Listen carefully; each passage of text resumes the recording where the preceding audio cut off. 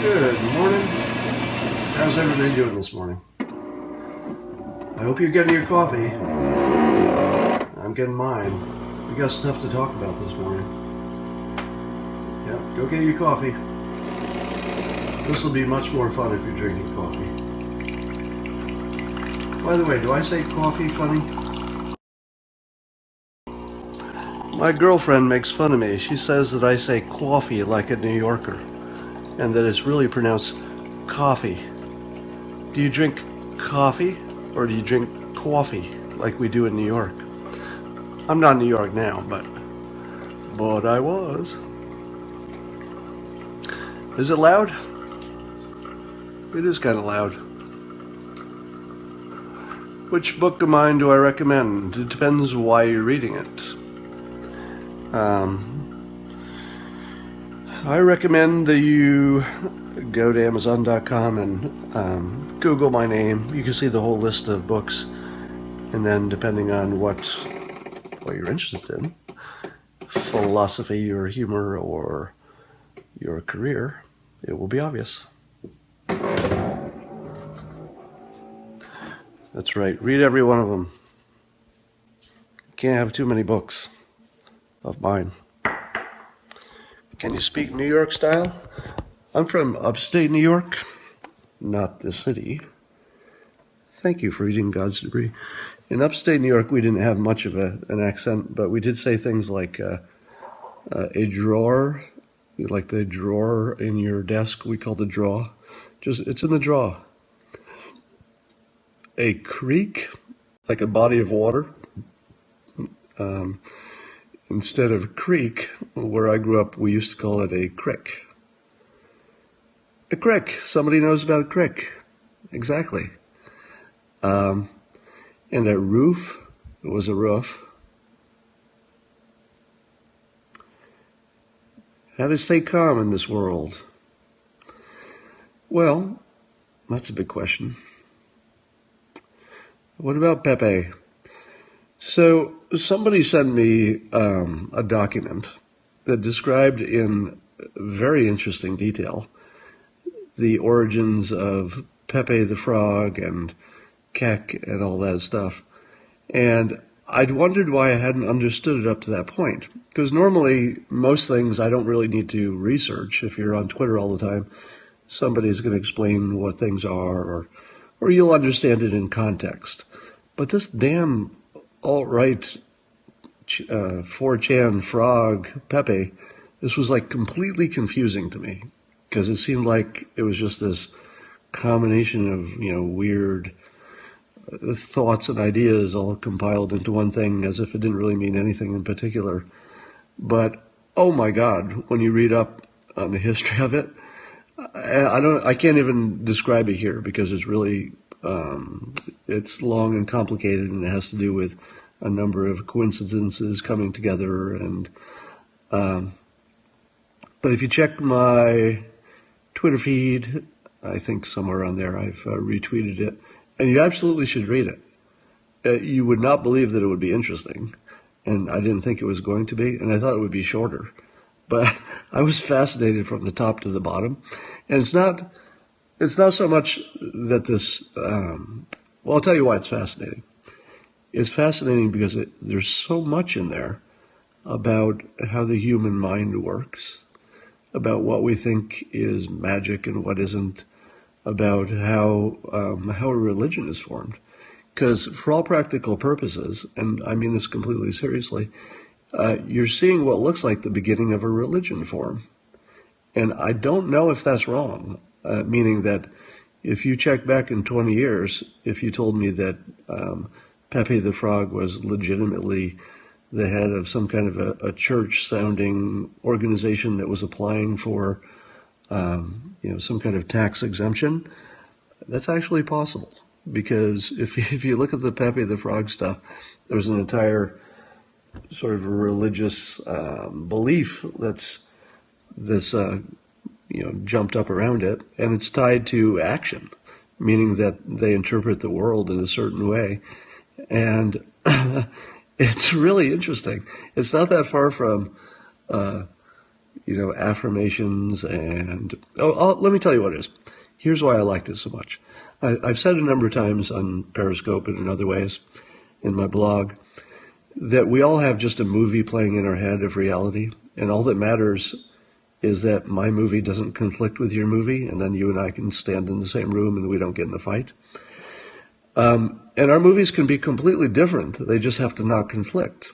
So if I'm standing in a room and thinking that I'm reincarnated from a 14th century monk, and you think your prophet flew to heaven on a winged horse, we're definitely living in a different reality. We're in a different movie. But it doesn't matter most of the time. You're in the same room, you're not fighting, nobody dies, so it's fine. And with that in mind, if you look at the mythology, I guess, if you would you call it, that's grown up around Pepe, and a belief that memes and repeating digits that randomly repeat are actually changing the world. The fascinating thing is that as crazy as that sounds, it fits the data, at least with the Trump stuff. So fitting the data doesn't mean it's true, because as I said, if I believe I'm reincarnated and you believe your prophet flew to heaven on a horse, all the data fits the facts for us too, but we're not both right. So what's funny is that the Pepe stuff can be fit to the past. And either by coincidence or something magical, it also seems to be fitting the present, and God knows, maybe the future too, or Pepe knows. So, yeah, and it turns out that the whole Nazi thing, there's some folks who tried to appropriate Pepe for Nazi reasons, but that's just a little wing of people trying to appropriate it.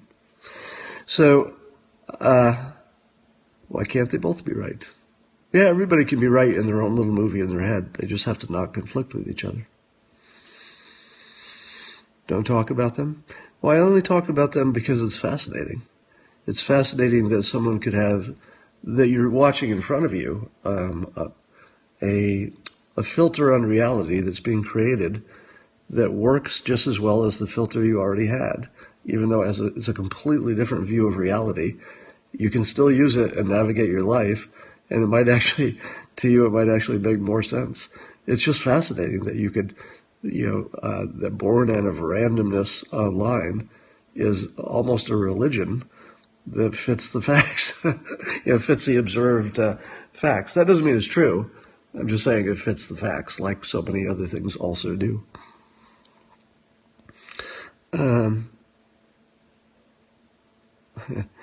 Yeah, and because of confirmation bias, you'll see frogs everywhere. Actually, that's the best way to put it.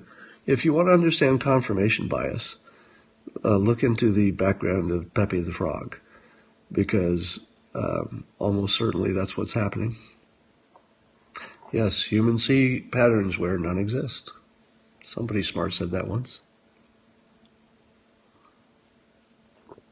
I grew up in Greene County in upstate New York. Host of Language Virus. I don't know how to find it now. It's just on my Twitter feed. I have read Thinking Fast and Slow. If you Google the term Persuasion reading list, you'll see all the books that I recommend if you want to become a persuader, or at least understand persuasion. And Kahneman's book, Thinking Fast and Slow, is a key book on that list. It's one of the ones you don't want to miss. All right, it's hard to read, but if you don't understand it, the world will be a confusing place for you. Prometheus Rising, I have not read. Think and Grow Rich, I did 1,000,000 years ago. Upstate New York founded many religions. Well, we didn't have much else to do. Sneeze farter. Bill Clinton, not a factor? Well, he doesn't seem to be.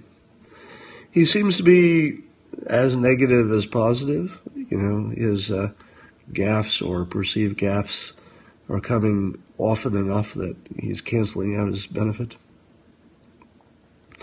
Well, you trapped those Chilean miners, it sounds like, with your frog killing. My 5 favorite books? Look at my Persuasion reading list. Just Google that, because a lot of my favorite books are actually on there. I don't read fiction. Yeah, Bill said frequently. And by the way, hypnotists are taught that when you use the wrong word like that. So when Bill Clinton used the word frequently when he was describing Hillary's passing out in the past, and then he modified it to, oh, rarely, and over many years, if you hear the surrogate saying, well, he corrected it. Yeah, he misspoke and he corrected it. In hypnosis class, we learned that the first time he was correct. And you treat that like it just is never wrong. You just act like that's always true. The fact that he said frequently, let me tell you this with some certainty. The fact that Bill Clinton said frequently she passed out before he corrected it and said rarely, guarantees, all doubt is removed. It's happened frequently. All right, there is no question about it. That's just something you learn in hypnosis, and when you start looking for it, people's misspeaking is almost always indicative of something. The example that we learned in hypnosis class, always my favorite one, of somebody misspeaking but really saying what they mean, is this has actually happened to me. I've actually heard this one in live. Have you ever had this where let's say you go on a first date, and your date before dinner, it seems like the chemistry is good, and you're thinking, we seem to be quite attracted to each other, and then your date says before dinner, man, let's eat dinner. I'm famished, or no, I'm ravished. Right? So it's one of those things that people sometimes mix up, ravished and famished, because they sound a little bit alike. But if your date says accidentally, man, I'm ravished, when she means I'm famished, she wants to skip dinner and get ravished. Now, I would warn you that you probably want to, ask first. Make sure she says yes, with actual words. But it's on. If your date accidentally says, I'm ravished, it's on.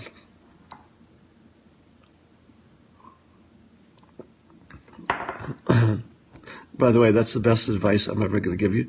I guarantee you, my nose always itches when I'm on camera. It's not running or anything. It literally just itches. It's because I'm on camera. It's just one of those things.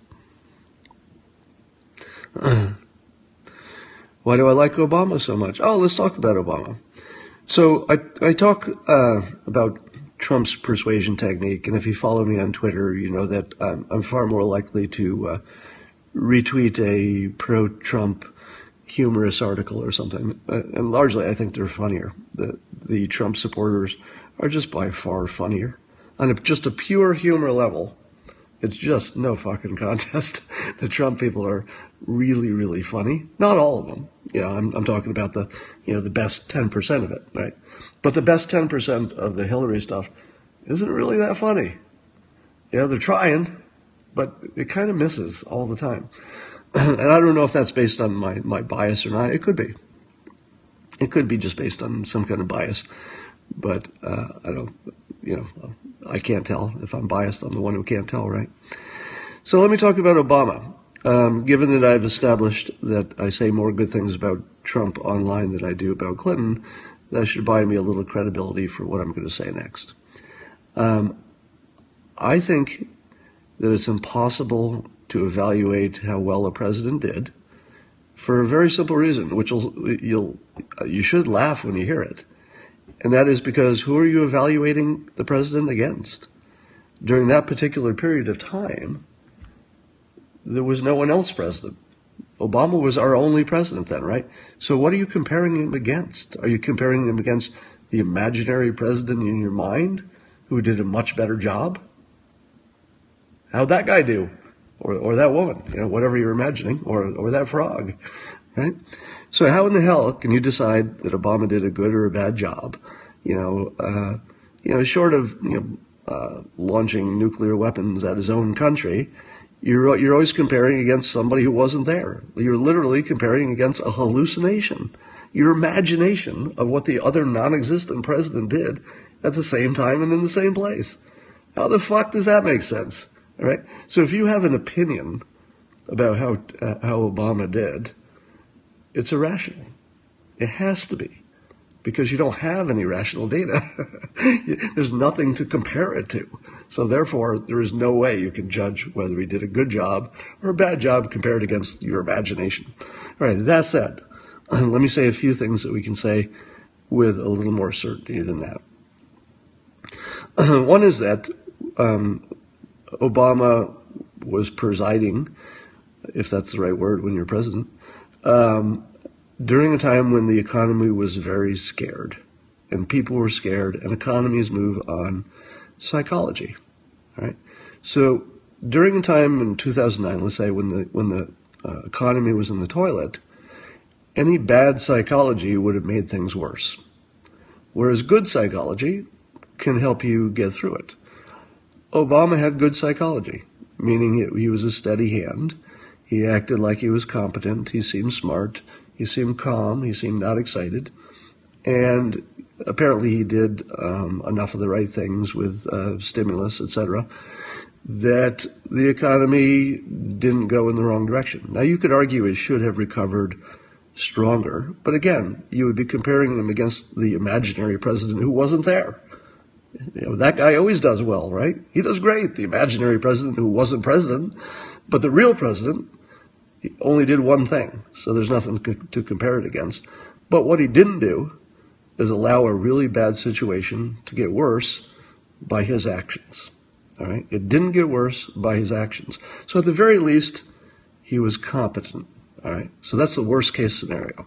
So he was no worse for the economy than competent. All right? He might have been great, but again, you don't know what to compare him against, so you can't grade him on a curve. Now let's take Obamacare. If you remember, and I've said this before, what Obama said explicitly, he said this out loud in public, and everybody except me apparently forgot it, because it's the only thing that matters. All right? And this tells you how smart he is, and it tells you that he has master persuader instincts or advice. He said explicitly about Obamacare that he was going to launch it ugly, with all of its flaws, which even he understood it had. And he even understood it would have flaws that he didn't even know were flaws, because when things go into practice, you find problems you didn't know were there. But he said, once you launch it, it's going to be hard to go back. So people are going to be forced to fix it rather than overturn it and provide people with less healthcare options. So fast forward to today, what are the Republicans talking about? What is Donald Trump talking about? Nobody's talking about giving people less access to health care. That conversation ended. Obama did that, right? So whatever happens from here on in is going to be a fix to Obamacare, because he got the country a little bit pregnant. You know, that's a business term. And in business, people do this all the time. You get your own company a little bit pregnant until it's too hard to change its mind, right? So Obama got us a little bit pregnant with Obamacare, because that was the way to get to a good healthcare situation. The path to get from not enough healthcare to good healthcare that covers enough people was through a bad healthcare program, and that was the only way, which is fucking genius. It was the only way to get there. So he did it. Now, look at the the hell he put up with, right? Look at the abuse he put up with to do that. I would say it's pretty brave. Clinton says it's done the way it is. Yeah. Something called Obamacare is going to be completely replaced, whether it's by Clinton or Trump or who follows them. But that was always the plan. The plan wasn't to launch and stay just like that forever. Obama said it clearly. We're going to launch it ugly, and then we're going to fix it. Even if it's not me, somebody's going to fix it. But they can't go back. Once you're a little bit pregnant, less.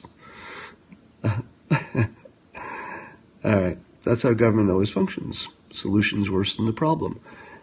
No, the solution is not always worse than the problem. How can you possibly think that the government hasn't done a whole bunch of good things, right? You can certainly make a solid argument that the government has fucked up a lot of things, and you can make a good argument that maybe you should keep money away from it because it wastes it. But there's just such a long history of things that the government actually did right that it's ridiculous to think that big government is an enemy. Big government done wrong is the worst possible thing. Shut up. You like the garbage man? Why not try to make it right in the first place? If you ask a question like that, you don't understand anything about how the world works, all right? In the perfect world, you would do everything right the first time. Do you remember the first iPhone? Did you own one of those? I owned the first iPhone on AT&T network. It actually trained me not to make phone calls. With my fucking phone, it trained me not to make phone calls because they dropped every time. They made a phone that couldn't make a fucking phone call. Like half of the time it would drop the call. Couldn't make a fucking phone call.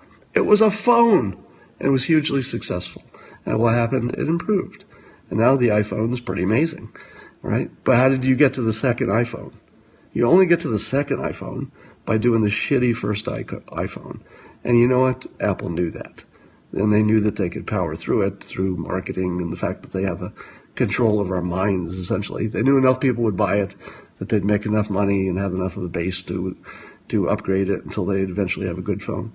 So if you're asking me why wasn't Obamacare right the first time, you got to ask yourself why wasn't the iPhone right the first time? And the answer is it couldn't have been because people didn't know how to make it right the first time. It was the best people in the world. Literally, the best fucking people in the world working on that first iPhone.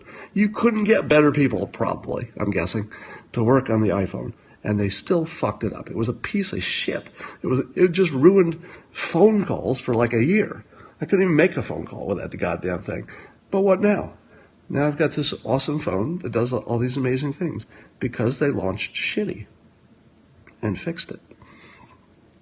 If you don't understand that, you can't possibly succeed in life. If you don't understand that starting bad is how you get to good, you can never get to good. All right? I'll give you another example. Many years ago, when Dilbert first started taking off, I got a speaking offer, an offer to speak in Canada for what I thought was a large amount of money at the time. But I wasn't a public speaker at the time, and I didn't want to do it, and I thought if I did it, it would just be terrible. Eventually, I agreed, and I went up there and I gave my first public speech. And I got to say, it was terrible. I mean, it was really bad. And what did I do? Because I gave a public speech and embarrassed myself in front of a bunch of people. By the way, even the audience said it was bad. even the person who invited me and paid for it kind of said, well, not so good, which I've never heard before. You rarely hear that when you give a talk, to have the host tell you it was a bad job. So what did I do? I got better. I practiced. I made it better. And eventually, I was turning down offers for $50,000 to $100,000 just to talk about myself for half an hour because it got that good. Now, that was my original talk. That was about cartooning and how I became a cartoonist. Years later, I came up with a new talk based on my book, How to Fail at Almost Everything and Still Win Big, which you should all read, of course. And that was more about systems for success and strategies for success. So I got another speaking request, this time from Salesforce, Mark Benioff's company. And Salesforce, I guess they'd forgotten to get a speaker for an event that was happening not too far from me. And they said, hey, can you come down here? It's only like an hour away from where you live and give a talk. And I said, well, I don't really have one prepared. And I didn't want to do my old talk that was good, but I was kind of tired of it. And I said, well, I'll come down and talk about my book, but I'm not really well prepared for that. And they said, well, they want you to come anyway. So I went down and I gave a not very well prepared talk to the top executives at Salesforce. And I met Mark Benioff. I got to chat with him a long time.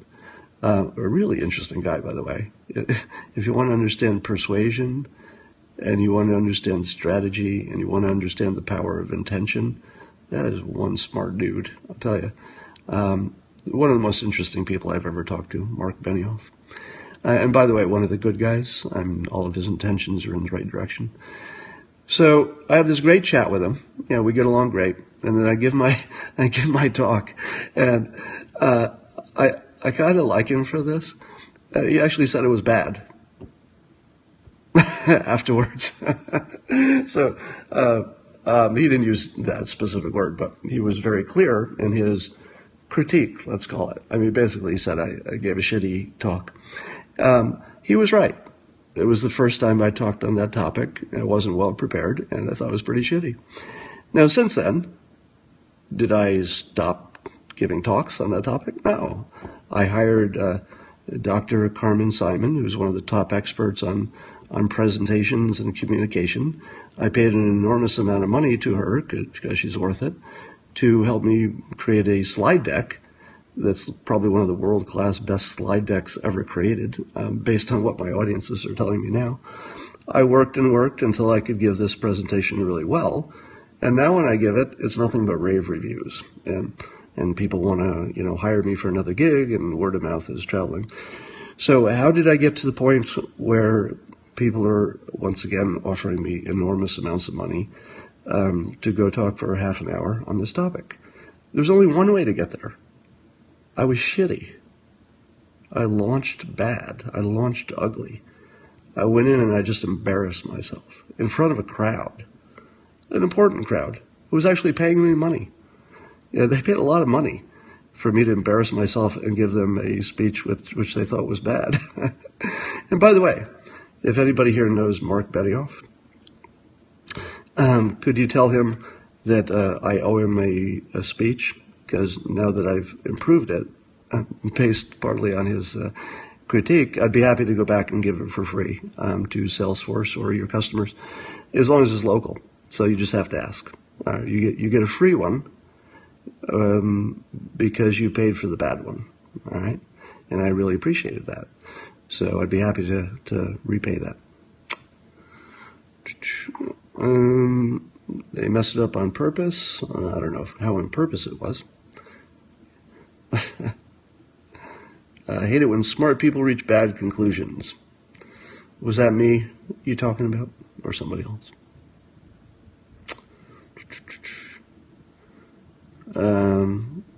Carmen Simon, Dr. Carmen Simon, to you. Yeah, you should read her book. It's called Impossible to Ignore. It's on my Persuasion reading list. Just Google Persuasion reading list.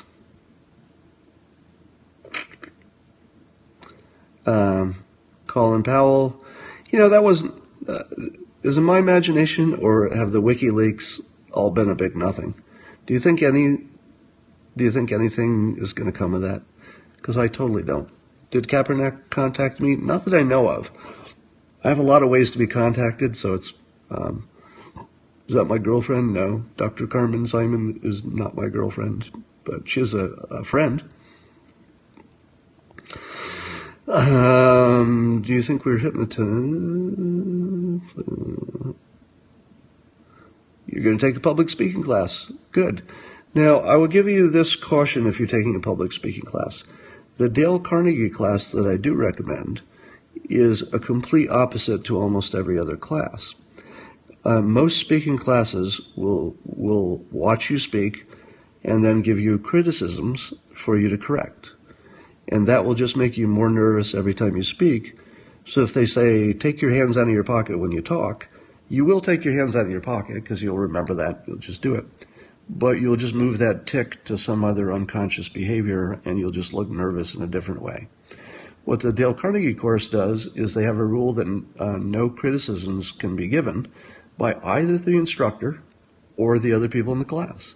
So the only thing you can do is compliment somebody for what they did right. And I tell this story a lot, but it's worth it. So you gotta hear this. So when I took the Dale Carnegie course, most of us were sent there by employers because we needed to be good in front of a crowd speaking, but we weren't good. In my case, I volunteered, but the other people were there because they were just basket cases in front of crowds. The worst one was a woman who had some kind of a severe shyness problem, it looked like. And she would get in front of the class on the first day, the first time she attempted to try to talk, and she shook and she perspired on a cool air conditioned room. She perspired to the point, and this is no exaggeration, beads of sweat dripped off her chin and her nose in front of us. Think about that. She stood in front of the class. Her biggest fear was public speaking. I mean, she was so afraid that on a cool air-conditioned room, she stood there shaking, unable to even speak, and actual, not figurative, but actual beads of sweat ran down her face and dripped off her chin in front of us.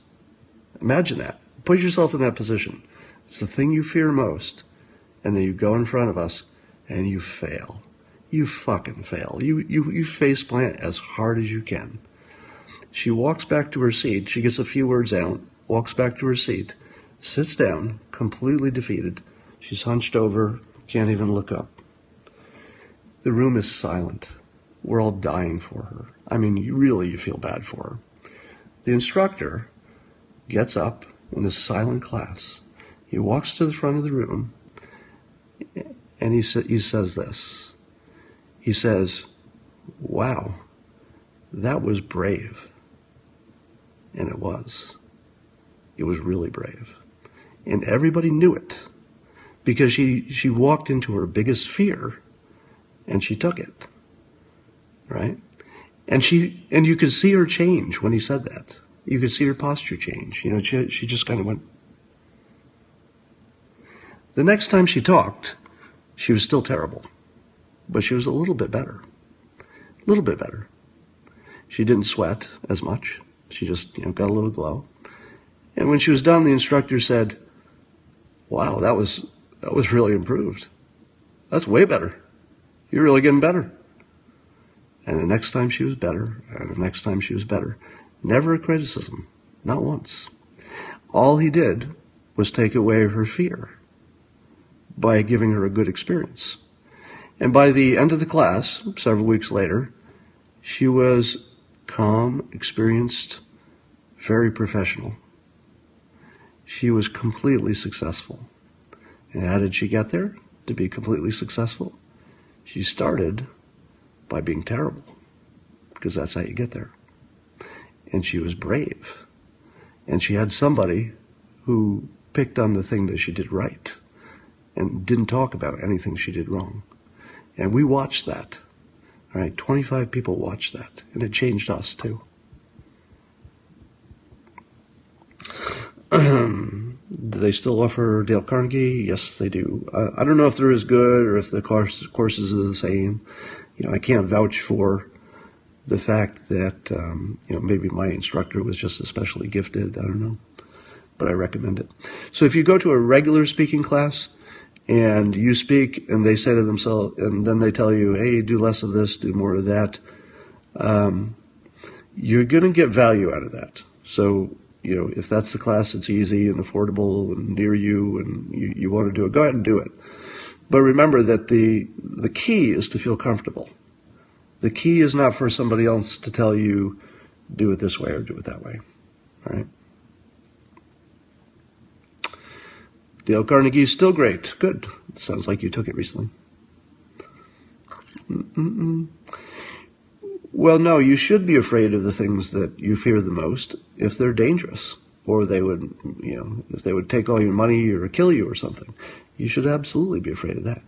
But if the thing that you're afraid of is embarrassment, then you should not only run toward it, if it makes sense, only if there's a payoff, right? If there's a big payoff, run toward it. And then when you fail and get embarrassed, you run toward it again. and you'll be a little less embarrassed, and then run toward it, and then run toward it. And eventually you're the only one who can run toward stuff that's embarrassing. And then you've got your own space where, you're the one-eyed king, right? Yeah, you can learn to become numb to it. You just hypnotized us. I did. But you like it. Yeah, I did hypnotize you because you heard that story and I made it very visual.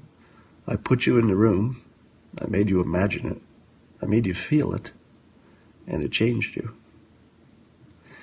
You're going to like it. You should offer a class. Class on what? And Nate Silver is still talking about ceilings.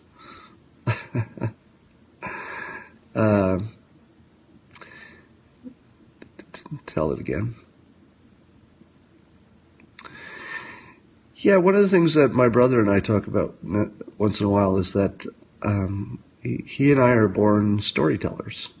We've just always been that way. When we talk, we put things in the form of a story. And we're always surprised that other people don't see the world that way or communicate that way because, a story is the most powerful way to communicate. How do you know hypnosis training? Yeah, that's true. Can writing be hypnotic? Yes, because hypnosis actually doesn't depend that much on anything that's going in your ears. It's about suggestion and visualization, and you could put all that in writing. It wouldn't be the same kind of hypnosis as a trance. For that, you need to do it in person. But you can influence somebody as if they were hypnotized, just with the written word.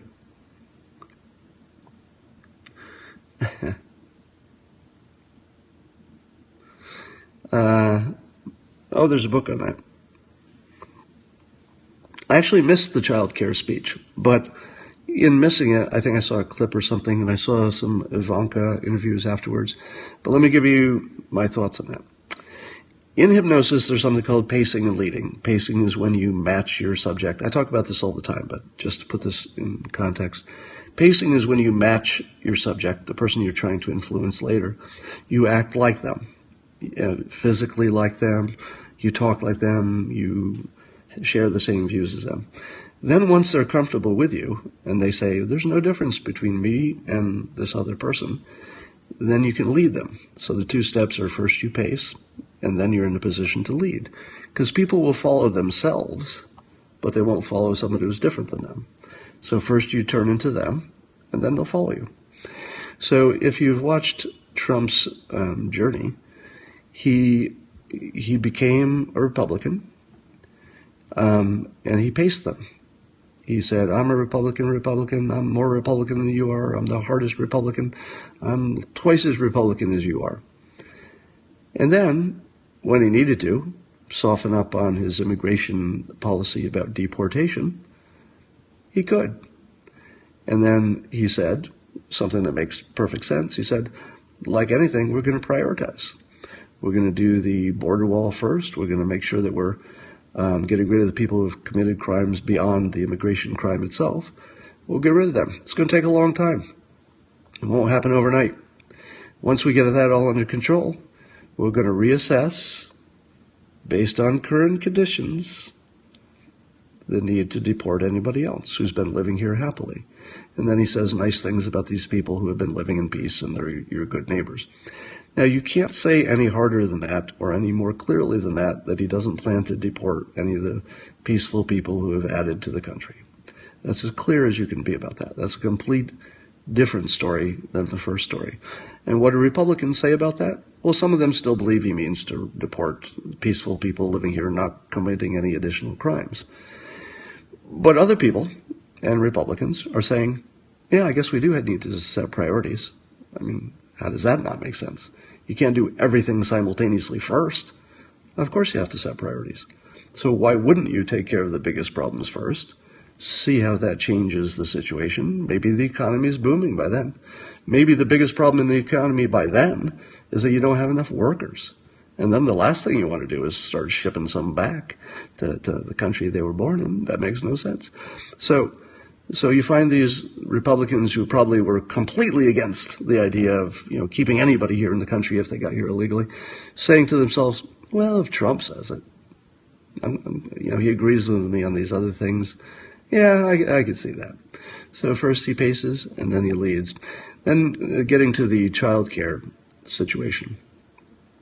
It's the type of program you just don't see coming from a Republican, or you don't imagine it coming from a Republican. And probably if Trump had not been pacing them for the last year or more, including the birther stuff. By the way, the birther stuff partly was just to get under Obama's skin and put him on the defensive, and partly to pace. So if you're trying to understand Donald Trump and why in the fucking world he would do this birther thing, because you're saying to yourself, that is the dumb, no matter what else he did that you like, you're probably thinking, okay, the birther thing was just dumbass. What the hell was that all about? And let me tell you, that was pacing. He was being more Republican than the most Republican. And he did that for a long time. And by the time he'd done that for a while, what did Republicans say? He's one of us. So much so that he's their nominee. And now that he's a nominee and he's paced them, he's in a position to lead. And so what does he do? He says, if you want to beat Hillary Clinton, let me give you another way to do this. I'm going to say something about child care and elder care, which speaks right to the center of her base, which is adult women who know that the biggest burden for both child care and senior care falls on women, and often married women, sometimes unmarried women, but a little bit more unmarried women, and the ones that vote, right? So he can demonstrate that Ivanka in particular is influencing him, and that he's listening to the real needs of the people. He's showing genuine empathy, which he needed to show. He's showing concern for the base. And in terms of persuasion, oh my God, you can't get any better than that. Now, I know people are going to say, blah, blah, the details of his plan aren't good. Blah, blah, Hillary Clinton also has a plan, but, Trump says she doesn't, but she does. I don't know if that's true, by the way, but you're going to hear it. None of that matters. The details of the plan, they don't matter. Details of Clinton's plan, they don't matter. The budget for his plan doesn't add up. It spends a lot of money. There's not enough coming in. That doesn't matter. He's moving from one budget to another, and Congress will never allow that. That doesn't matter. None of that matters. You know what matters? You just watched Donald Trump, who you thought was this fucking asshole, just come up with a plan that on the surface, at least in terms of its intention, is really, really good. All right? Forget about the details. I assume the details don't add up. I assume the budget doesn't add up. But like Obamacare, he's saying, he doesn't say this explicitly, but this is coming, by the way. This is a necessary societal need. And by the way, with marriage breaking up, and especially the African American community, where there's, I believe there's more single moms, what could be more of a kill shot right to the heart of the American fabric than taking care of children and seniors, when we all know that burden tends to fall on women? All right? If you think about how much persuasive leverage he gets from that policy, it's insane. All right? And nobody else, Ted Cruz couldn't have done that. Right? Ted Cruz couldn't have come up with that child care, senior care policy, because he just doesn't look like that flexible kind of guy, and he's not a persuader. But what Trump did was he just basically, so Hillary Clinton is, on the ropes. She's physically unhealthy, and her campaign is struggling right now. But she did have this one thing going for her, that she seemed to be the candidate with empathy for the people in this country who needed it the most, the people who were struggling the most. And there are lots of different topics you could talk about social programs and schools, and there's a whole bunch of ways you could talk about how do we be kinder or more helpful to the people who need it the most. But in terms of crystallizing, like the essential part of that, and coming up with one set of programs or one set of proposals that just reaches into Hillary Clinton's chest, rips her fucking heart out, shows it to her before she dies, and then celebrates to the public. This whole child care, elder care thing, it could not have been more perfect. To the point where I'm actually embarrassed that I didn't think of it. I mean, seriously. Because I've spent some time thinking, if I were president, or even if I were going to advise a president, what would be a good proposal that would be novel and different? I really can't even think of one better than that. Seriously. If you spent the rest of your life trying to think what you could have done that was better than that in terms of persuasion, but also in terms of what the country actually fucking needs, right? You can't even come up with anything that we need more than that. It's the one thing that's ripping families apart. It's the thing that makes even a good life unbearable. Even if things are working out well for you, if you've got to take care of a senior or, suddenly you have another kid and you can't afford it. These are life-ruining events that he's at least showing empathy for. Now, whether his programs are good or not, that goes back to Obamacare, right? If you launch ugly, it's too late to take it back, and you have a chance to fix it. And I can't even imagine anything that would be better than giving parents, and especially single mothers, more than anything, to give them a little help. So, can Obama help now? Well, I tweeted this morning that having Obama on the trail is basically you've got a lame duck trying to reanimate a corpse. And it's harder if WikiLeaks has already told you that the corpse kind of hates the duck. So it kind of doesn't matter what Obama says at this point, because we've already heard that, I don't know if the whole public has heard this, but WikiLeaks says that Clinton was no fan of Obama. So I think anything he says is just going to be sort of ignored. But what he says is great. I mean, in terms of persuasion, Obama's A+.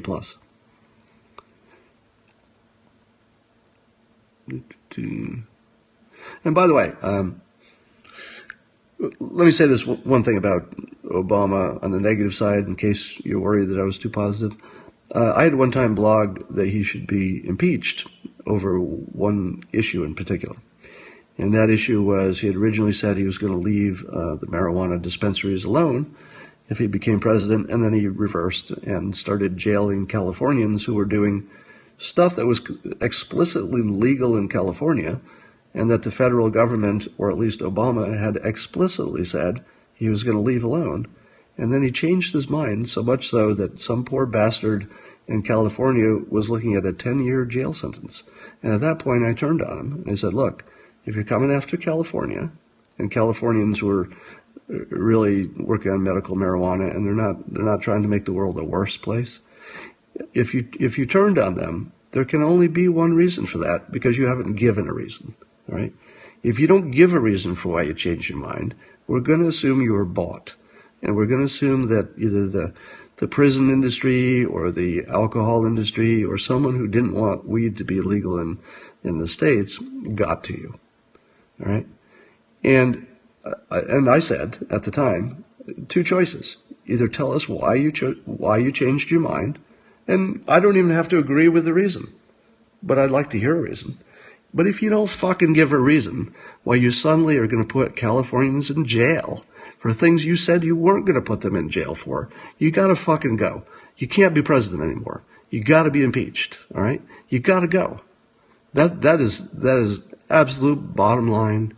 You can't be president if you can't even fucking give a reason for why you're putting your own citizens in jail, all right? Now, he has since reversed and softened up on his policies about medical marijuana. He's just sort of leaving it alone. And I'm okay with that. All right? So I reverse my call for impeachment. But if he had stayed with that, and if Californians had continued to go to jail because of that reversal, which he hadn't explained, and it's the not explaining part that is an impeachable offense, I think. And by the way, I don't know if that's really impeachable, but if that's not impeachable, what the hell is? Specific requirements for impeachability. Yeah, but I would say even if that didn't meet the threshold, you should still start the procedure. Because if a president acts in what appears to be such a gross, let's say, violation of his fiduciary responsibility to the point where he's sending Americans to jail for shit that shouldn't go to jail for, yes, you should start the impeachment process. You should put it in front of the world. And then if the impeachment process, fails because it doesn't meet the standard of impeachment, I don't care what that fucking standard is. You put him on trial anyway. If you're Congress, do your goddamn job, right? You show us that you're actually working for the American people. If Congress isn't willing to protect an American from going to jail because the fucking president wants to do it for some goddamn political reason, then Congress isn't doing its job. We got to fire those guys too. But as I say, things have improved on that level. And by the way, if Trump comes out and says medical marijuana is fine, let the states do it, or even if he comes out in favor of leaving the states alone if they legalize it for recreational use. And I think, by the way, that's where he is. I think his view might be there, but he's kind of anti-drug, so I doubt. He's on record supporting medical marijuana, but recreational is sort of the next stop. And here's why I think Trump should support.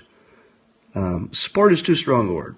Let me back up and say, here's the rational view on weed legalization in the states, legalization for the purpose of recreation.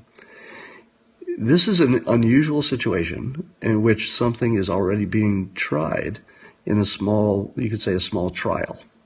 So it's being tested state by state. So a few states are testing it, and then they have data. They have before data and after data, and they can look at the data. And if that data looks okay, if the only thing that happened was maybe there were fewer drunk driving cases and maybe they had a little extra tax revenue, and by the way, recreational marijuana is probably so healthy that it made people healthier.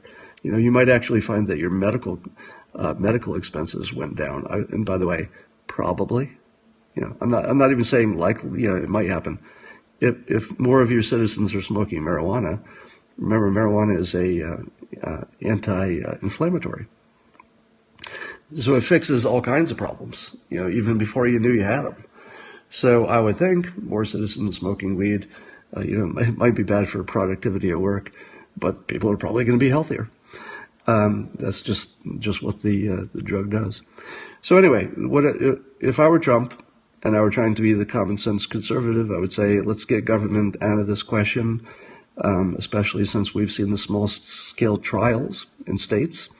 Other states have seen them too, and if other states want to go that same direction, I think the federal government should stay out of it. Because once you've tested something small, you've measured it, and then you've decided it worked, what is there left to discuss? So that's the common sense approach, and it should be common sense whether you're a conservative or a liberal. Anything you can test, go ahead and test it, if you can test it small. And I say the same thing about Black Lives Matter and anything you want to do for the African American community. If you can find a way to test it, I'm in favor of it. I don't even care what the idea is. It could sound like a terrible idea to me, because I'm not the expert on every idea, right? Doesn't matter. If you can test it, and you find a bunch of people, let's say in a city or a school, who would be willing to test it with you, I'm all in. Let's test that thing. All right. So if Trump comes out in favor of, in general, when we can test it, let's test it and then decide. then I'm all in on that, right? As a system. Meth is legal. The default position should be government go home. Absolutely not. The default position should be, given this situation, is the government likely to be helpful or not helpful? And we have enough of a history of the government's actions to know what types of things are likely to be helpful and what types of things are likely to be unhelpful. Here's a clean example. So the government had a requirement that banks publish what's called an APR.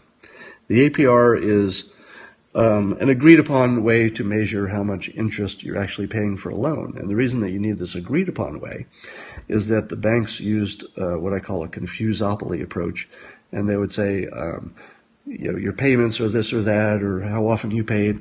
And they would hide the fact that there was sort of an imputed interest charge that wasn't obvious in the advertising. And since all the banks were doing it, the consumers were getting just screwed to death because they couldn't choose what was the best deal because the banks were intentionally misleading them with complicated math. So the government said, fuck you, stop doing that. You all have to use the same math. You can use whatever math you want, but in addition, you got to put the APR.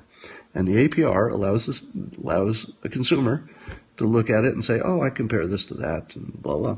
Now, that is unambiguously a good thing for consumers, because the consumers and the capitalism and the free markets were never going to sort out the confusopoly, because those things were all legal, right? It was fine to do that.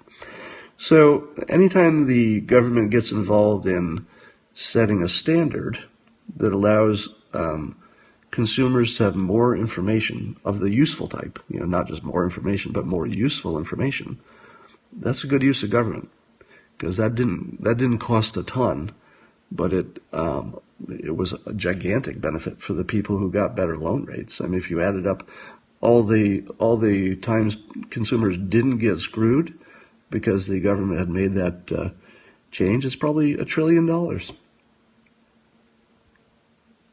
Who decides if they're helpful?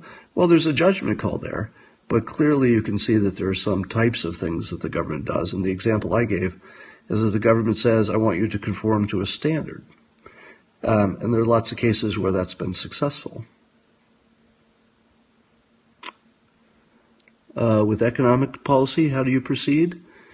Well, I think you can test economic policy on a small scale, or you can look at other countries who are doing similar things, and you can impute from that. Now, there may be differences in whether something worked or not, but that's part of the art of government, right? But you should at least... Sully actually lives near me. I'm friends with somebody who knows him, or was friends. I haven't seen the movie, though. Free the data. Exactly. Let's use some data here. You give it an 8? That's pretty good. I'll probably watch it because I watch everything that's non-fiction. All right, I gotta go. I got pneumonia. It's making me cough. Gotta run. Get back to work.